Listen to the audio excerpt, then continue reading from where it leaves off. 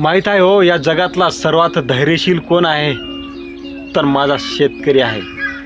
या जगातला शक्तिशाली आणि बलवान माणूस कोण आहे तर तो माझा शेतकरी आहे. या अशा पावसाने खचल होतच नाही, खचणारच नाही. तो कसा खचल?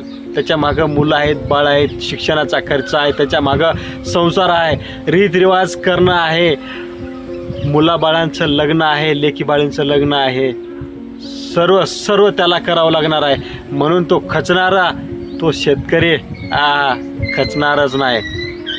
बळ मिळणार आहे त्याला, नैसर्गिक बळ आहे त्याच्याकडं. त्यामुळे अशा पावसाला घाबरून शेतकरी खचणार नाही. फक्त अपेक्षा असते थोडीफार मदतीची, ते घेऊन चालण्यासाठी सोबत. कारण तुमच्यामधली दानत आणि तुमच्यामधली आमच्याबद्दलची आत्मीयता किती आहे हे जाणून घ्यायचे फक्त, आणि ह्याचीच अपेक्षा आहे.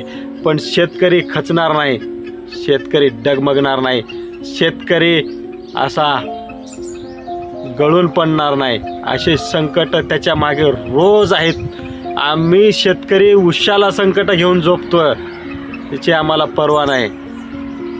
फक्त निसर्गानं साथ दिली पाहिजे. हरकत नाही, यावर्षीचं शेत पाण्यात गेलंय, शेतासोबत स्वप्न पाण्यात गेलेत. हरकत नाही, तरी पण खंबीर आम्ही जगू, त्याच हिमतीनं, त्याच ताकदीनं.